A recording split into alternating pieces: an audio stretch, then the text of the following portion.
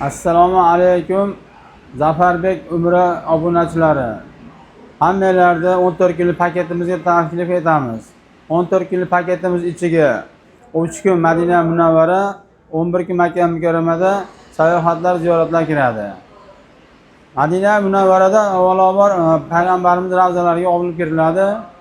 Boqiy qabristoniga, Uhud tog'iga, Xurmo bog'iga, Qiblatayn masjidlariga, sayohatlarga ham olib chiqiladi.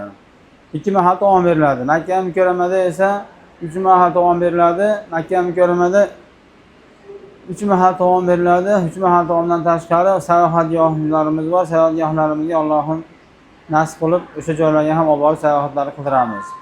Endi bu asosiy narsalarni aytsak, bizni travel bilan keladigan bo'lsanglar, 50 boshi o'zi birgalikda borib, birgalikda keladi. O'shaning uchun eng qulayi shu. Chunki bu joylarda ko'pchilik adashib, kelib adashib jonli qarz bo'lib qolyapti. Amallarni o'zi mukammal qila olmaydi birinchi odam. Bilmay kelib turib, bu yerda amallar qila olmasdan jonli qarz bo'lib qolganlarni ko'ryapmiz. Shuning uchun biz shuni yo'lga qo'ydik. 50 boshi o'zi hamma amallarni qildiradi. Umra badalni ham guruhni hammasini bir to'plab qildirishga sharoitlar qilib qo'yganmiz. Undan tashqari Qizil dengizlargacha olib boriladi. Shoshilinglar, O'zbekiston, Qirg'iziston, Tojikiston fuqarolari mana xizmatchi joylarda hozir amallarni bajarib, ibodatlarni qilib yurishdi. Safarimiz ham qarib qolyapti. Xudo xolasa inshaalloh 29-kuni qaytsak kerak. Qaytsak 5-noyabrga Xudo xolasa guruhimizni yana 50 odam olib kelamiz. Joylarimiz chegirmalangan. Bron qilishlar kerak tezroq. Chunki joylar chegirmalangan oz miqdorda. Oktyabr oyi to'lib, noyabr oyining 5-chislosiga olyapmiz hozir inshaalloh. O'shaning uchun hammalarni taklif qilaman. Pastda telefon raqamlari, ancha-muncha tushuntirilmagan, tushunolmagan narsalar bo'lsa, savol bersanglar, javob beriladi. Xo'p. Hammalarni shu joylarga kelib ibodat qilishlarini tavsiya qilamiz.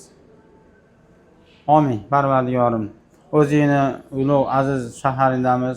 Bu shaharda turib duolar qilyapmiz. Bizlarning duolarimizni ijobat qilgan.